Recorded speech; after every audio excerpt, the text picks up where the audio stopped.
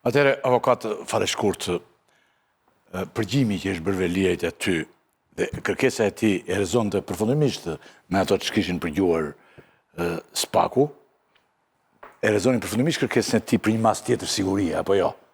Unë mendoj që edhe pa ato përgjime, mundësia që të ndryshohej ajo mas në kushte normale ishte e pa mundur, sepse mendoj që me standardin që ne kemi sot dhe me ligjin që kemi sot, nuk kishte se si të ndryshohej në parim.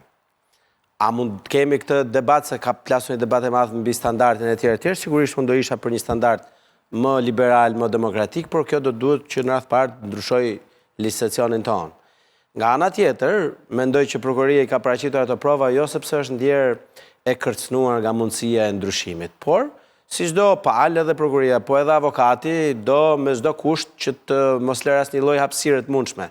Kështu që ato ishin prova të cilat praktikisht cimentosnin në mënyrë përfundimtare pozitën e prokurorisë posaçme në apel, dhe unë kam thënë përpara që ka zero mundësi, pavarësisht se pati shumë ide të sponsorizuara, por edhe të menduara ndoshta rast pas rasti që mund të liroj, nuk kishte asnjë lloj shanse, sepse e kam thënë edhe duhet ta themi me fjalë edhe për popullin.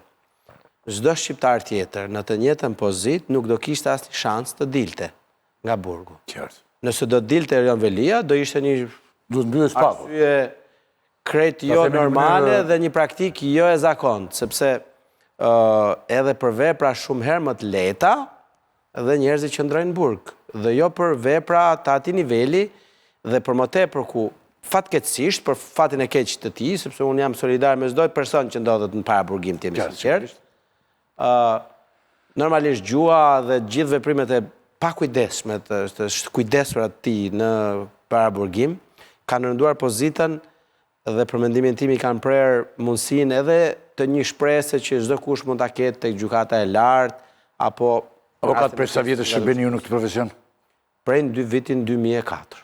Prej vitit 2004, do me thënë 20 vjetë, 21 vjetë. 21. Në këto 21 vjetë avokat ju ka bërë ndonjë që të kemi një rast tjetër kaq agresiv, siç është. Të jemi sinqert, ka thyer rekordin për 2 tregues që normalisht nuk janë gjëra për cilën kënaqen për asnjë person. Një, ka pas numër më të madh njerëzve që kanë festuar për një ngjarje të tillë që në fakt nuk ndodh.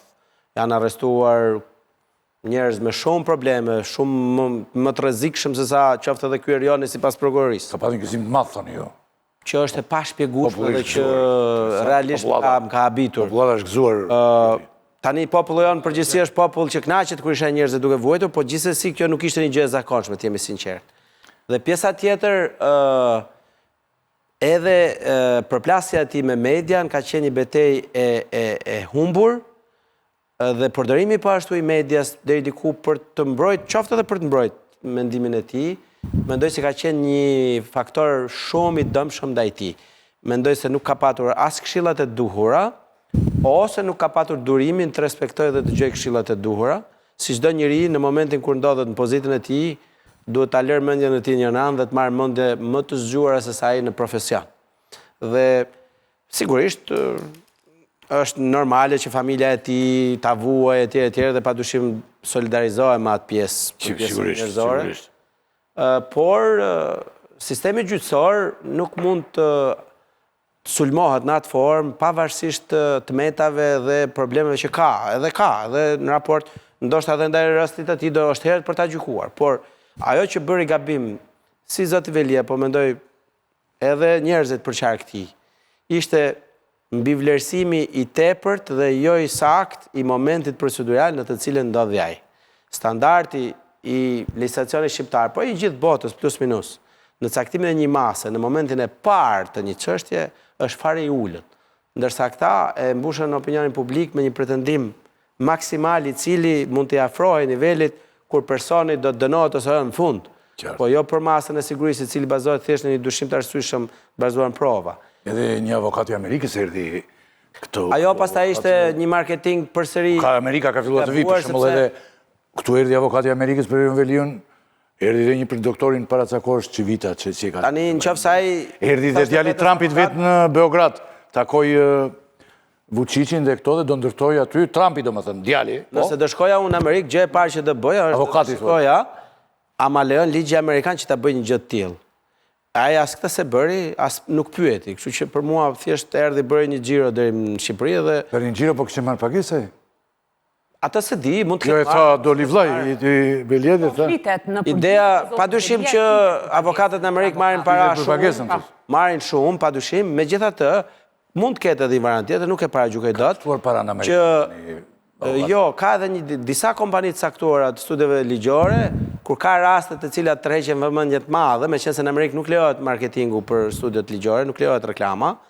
Këta kanë dhe një lloj mënyre për tu listuar, themi në për mediat e botës e tjere, kështu që nuk është çudi që të ofrohet dhe me çmime të lira, po ndonjëherë po nuk besoj të jetë ky rast edhe falas. Studio për atë Po ka nevojë sepse e keni mbi vlerësuar të lloj studio, sepse në Amerikë, që ta dini ju, studiet e mëdha bëjnë xhiro me miliarda dollar. Kjo nuk është kjo në atë kategori.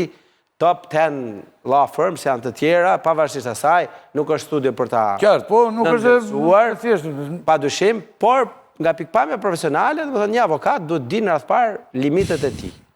Dhe fatkeqësisht ai nuk mori vesh asgjë sepse ligji jon nuk e njeh një avokat amerikan. Duhet të ishte i vendeve të Bashkimit Evropian dhe padyshim ishte edhe një marrëveshje me një studio vendor. Ishte fakti që të duke një Amerikan aty, e kupton.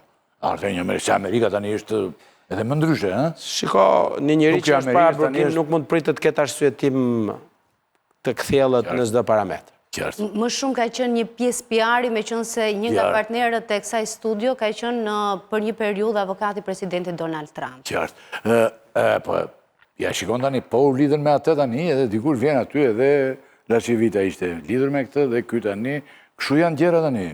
Mjafton të thuhet emri dënëse. Gjithë kapin e gjetet. Tani, Klodi Lala, për para se të kalem të do mori, i specifikove ti edhe të media, të Ola për median, urdhat e Veliajt për median, po çfarë përgjimet e Spakut për Veliajn dhe vëllan, mi specifikove ti? Ti specifikova, pra ka dy drejtime. Ka një drejtim që zoti Veliaj përpiqet të ushtrojë gjithë ndikimin e tij në media kryesore, me qëllim që të ketë sulm ndaj institucionit SPAK dhe ndërkohë të ketë një narrativ që i shkon. Cila realisht u reflektua. E para dhe e dyta janë printuar në fakt shumë media të cilat janë dorëzuar si provë në gjykat, faqe online e tjera me radhë. Dhe e dyta ka të bëjë me një gjuhë shantazhuese sipas SPAK-ut që është përdorur në drejtim të disa zyrtarëve të caktuar. Për shembull, mes tyre janë zyrtarë të Ministrisë së Drejtësisë, se për cilat arsye zoti Veliaj ka patur një gjuhë shantazhi ndaj tyre, këtë nuk di ta them, sepse është një çështje që është duke u vajtuar, por ndaj Ministrisë së Drejtësisë dhe ndaj Drejtorisë së Përgjithshme të Burgjeve, kishte urdhëruar një kontroll në qelinë e zotit Veliaj, ka patur një gjuhë jo të pranueshme. Dhe nisur nga ky shkak, prokurorët thonë që përbën rrezik